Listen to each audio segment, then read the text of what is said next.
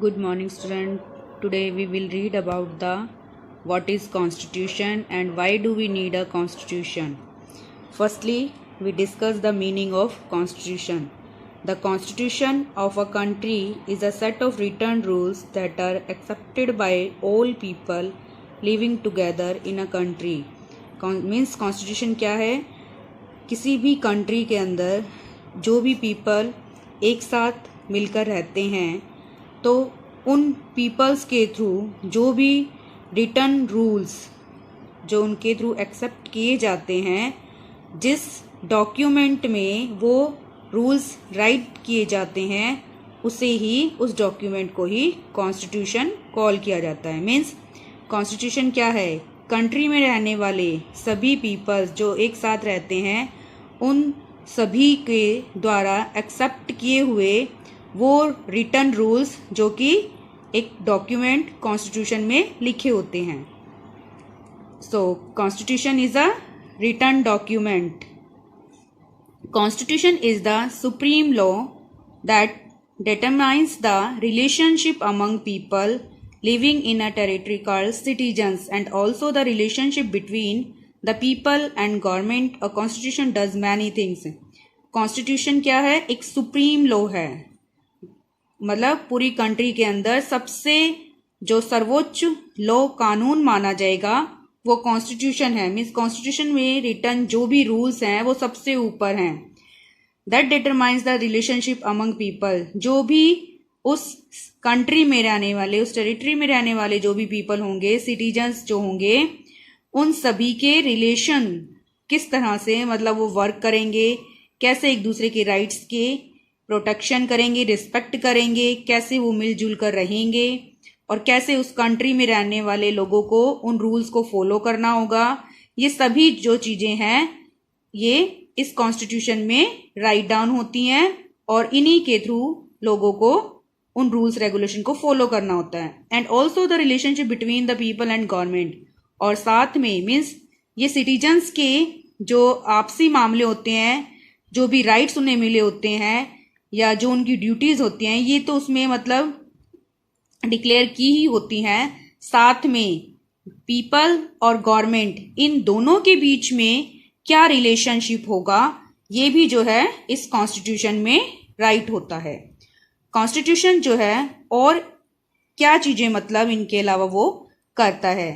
देखिए, firstly it generates a degree of trust and coordination that is necessary for different kind of people to live together. अब ये क्या करता है constitution? लोगों के बीच जो है एक ट्रस्ट, एक विश्वास बनाता है और साथ में कोऑर्डिनेशन, मतलब कैसे वो एक दूसरे के साथ मिलजुल कर रह सकते हैं। Different kind of people to live together. किस तरह से? डिफरेंट काइंड मतलब डिफरेंट रिलीजन से बिलोंग करने वाले, डिफरेंट कल्चर से बिलोंग करने वाले, डिफरेंट लैंग्वेज स्पीक करने वाले, इस तरह के जो भी डिफरेंट काइंड पीपल हैं, किस तरह से वो एक कंट्री में मिलजुल कर एक दूसरे के साथ रह सकते हैं। तो ये सभी कौन जनरेट करता है? कॉन्स्टिट्यूशन लोगों के बीच ट्रस्ट और कोऑर्डिनेशन का काम करता है, जो कि लोगों के एक साथ मिलजुल कर रहने में बहुत ज़्यादा जरूरी या इम्पॉर्टेंट रोल प्ले करता है। Second, it specify how the government will be constituted. Second thing, वो क्या एक्सप्लेन करता है कॉन्स्टिट्यूशन कि गवर्नमेंट जो है वो कैसे उसको कॉन्स्टिट्यूट किया जाएगा, मीन्स कैसे उसकी फॉर्मेशन होगी। Who will have power to take which decision? और गवर्नमेंट के अंदर जो भी डिसीजन लेने की पावर है वो किसे मिलेगी, किसके हाथों में पावर होगी कोई भी डिसीजन लेने के लिए। Third, it lays down limits on the power of the governments. अब पावर के साथ साथ उस गवर्नमेंट के हाथों में जो भी पावर है उसको लिमिट करने का वर्क भी कॉन्स्टिट्यूशन करता है। And tells us what the rights of the citizens are. और साथ में सिटीजन्स के क्या राइट हैं, ये सभी बातें भी हमें हमारा कॉन्स्टिट्यूशन बताता है। Fourth, it expresses the aspirations of the people about creating a good society. Fourth क्या है? कॉन्स्टिट्यूशन जो है वो क्या एक्सप्रेस करता है कि एक अच्छे सोसाइटी, एक अच्छे समाज के लिए जो है लोगों की जो भी होप होती हैं, एस्पिरेशंस मीन्स जो भी उनकी उम्मीदें होती हैं एक अच्छी सोसाइटी के लिए, वो क्या चाहते हैं, किस तरह से एक अच्छे समाज के लिए कौन से रूल रेगुलेशंस बनने चाहिए जिसको फॉलो करते हुए वो एक अच्छे सोसाइटी की फॉर्मेशन कर सकें, तो ये सभी भी कौन एक्सप्रेस करता है? Constitution. All countries that have constitutions are not necessarily democratic.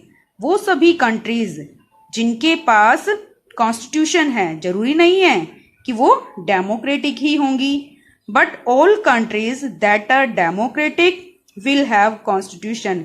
लेकिन वो सभी कंट्रीज जो डेमोक्रेटिक हैं वहां कॉन्स्टिट्यूशन जरूर मिलेगा।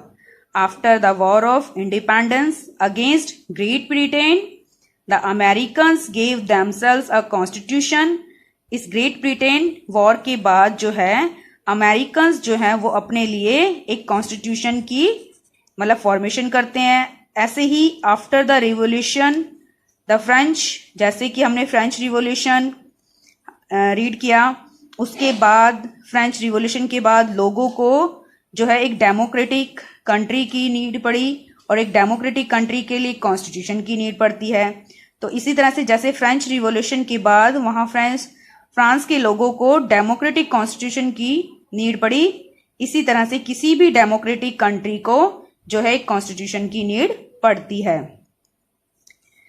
Since then, it has become a practice in all democracies to have a written constitution. इस तरह से हम कह सकते हैं कि कोई भी डेमोक्रेटिक कंट्री जो है उसे एक रिटन कॉन्स्टिट्यूशन की नीड पड़ती है अपनी कंट्री को प्रॉपरली रन करने के लिए, ताकि कोई भी लोगों के बीच में कॉन्फ्लिक्ट ना हो या गवर्नमेंट जो है डोमिनेट ना हो पीपल्स पर, सिटीजन्स पर, और जो सिटीजन्स हैं वो एक दूसरे के साथ एक दूसरे के राइट्स को जो है रिस्पेक्ट करते हुए, दूसरे के राइट्स को हार्म ना पहुंचाते हुए अपने राइट्स को एंजॉय करें और दूसरों की भी रिस्पेक्ट करें, उनके राइट्स की भी प्रोटेक्शन करें।